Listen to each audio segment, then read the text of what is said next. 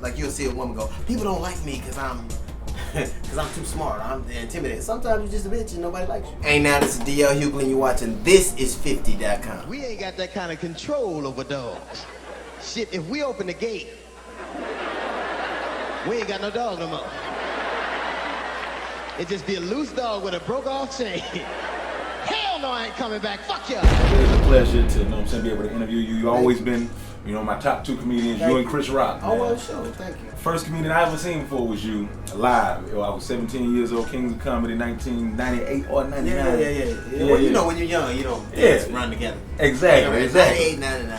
Yeah, and when I first seen you on TV, it was you was first host of BET Comedy. Yeah. And you pretty much coined the whole, snapping on people in the audience. Right. You made people scared to do that. Right. And goddamn, some big ass teeth you got. Damn teeth. Teeth that big. I know your birthday on Easter, ain't it? I've been doing it 20 years and I have never stopped loving what I do. It's just a blessing to be able to have something you love, and I'm blessed to be able to do it. So good thing about my gig is you do it right, you get to do it over. I can't have no kids. You done scratched my uterus, you son of a bitch. What you laughing at with them thick ass glasses on? What would you say is the biggest misconception about you? I don't know. You know what? I never really. What people's opinion of me has never. To me, somebody told me something a long time ago, and it's what I try to live by. A cheer and a boo all feel the same to me. One is they both from you, because generally, whatever a person thinks you are to them, you'll always be that. Yeah, people try to write descriptions of themselves, and like you'll see a woman go, people don't like me because I'm too smart, I'm intimidated. Sometimes you're just a bitch and nobody likes you. So, right. So you can be. I'm pretty much whatever the person who watches me right now thinks I am. And I'm that I'm really comfortable with being. You can't say misperception because that's that person's perception. Now, would you say that's the best advice you ever got right there? The best advice I ever got was from Chris Rock. Told me one time. He said, "You ain't got to know what you will do, just know what you want."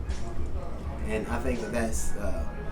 There's so many things that a person is kind of faced with in life, in a career, in a relationship, and you have to kind of know what the bar is, what the limit is, where you'll go, where you won't go. And I think that was once a light clicked on. I heard that. Black Thanksgiving is the uncle get drunk and start telling all the family secrets. Like you know that ain't your real daddy. What? Is DL you can listen to hip hop? Some.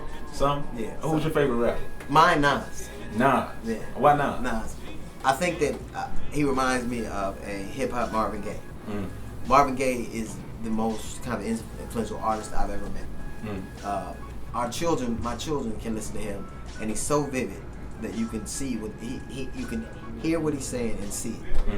And I think Nas reminds me of that. I saw him last night, and he's just there. Yeah. Me and 50 talk about you all the time. Man, 50 thinks you are a phenomenal comedian. You're one of his favorites. Thank you, man. Thank you. And do you like 50 Cent's music? I do. I like that he is as good a businessman as he is a hip hop artist. I think he's grown past the envelope, which is spectacular. I think that so many people, like I say, people grow to the level of their environment. I think he's outgrown his fishbowl. You know, he called them hoes, nappy-headed hoes, and they weren't hoes. But it was some nappy-headed women on that team. What's something that DL Hughley would not do? I don't think I'll apologize for a joke. I think that there are. No matter how much money is on the table. Well, and you know what? That's what circles. I like to believe. I think that when a comic starts apologizing, then it erodes a kind of a level of integrity that he has, not only with himself but with his art. In other words, I'll steal and lie and cheat, but I won't. There's certain rules I won't break. The Capitol is surrounded by pedophiles, criminals, and drug addicts. And that's just the House of Representatives. Back then when you started BET Comedy View to where you are right now, Kings of Comedy, you hosted the Shaq thing, you know what I'm saying, and right now you're doing Carolines and you're touring all over the world. What's the difference between DL Hughley then and now? I think that the only difference between you from any person is the things they've experienced. Like if you make my gig it's like water coming into your house. Some water you use to take a bath, some you cook with, some you take, but it's the same source, different uses. And I think the thing that I can say is I'm certainly a lot wiser and a lot more certain that I'm of the things I believe. So how did you get the French Prince of Bel-Air that episode? Over the warm up. Hey, girl! Why don't you stand up and wrap your arms around a real man. That was a warm up too. I was a warm up, and I actually got fired for being a warm up. The producer, the executive producer, named Gary, I ain't gonna say his last name. He fired me because I wouldn't let his daughter sing. Cause it was ratty ass little bras, and they're like, "My dad's the executive producer," and I'm like, "I don't give a fuck who your dad is. You ain't singing." They fired me. 3 weeks later, Will called me back at the house and said, "Come back and do the warm up." Then they gave me an episode. So now you get out of her face now. Wow. So if your life was a movie, what would it be called? the name of my special, I'm doing a comedy special in January, and it's called Reset. And I think it's just kind of hitting the button over again. So I think that's my life. I think every few years it's just kind of a reset. Got on that Jehovah Witness suit. If you could do it all over again, would you change anything? I would. I would enjoy the ride. And you haven't enjoyed it? No, I think, you know, I do now. But like, I look up, my son comes with me on my road, or my daughter will meet me on the road, and I missed all of it.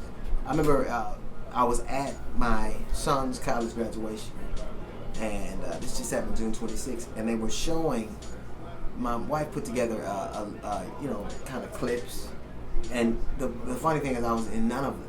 In my children's whole life has kind of passed with me being gone. If you took the last 20 years of my life, 7 of them have been on the road. 7 stops. Missed a lot of that, and those are the things you can never get back. So look, that would be the only thing I regret. I'll make a couple more birthdays. There it is right there, man. And so like I always say, you just can't say you real, you're something you gotta be, man. DL Hughley, Thisis50.com, and we over and we out here. Thread of infection. Germs.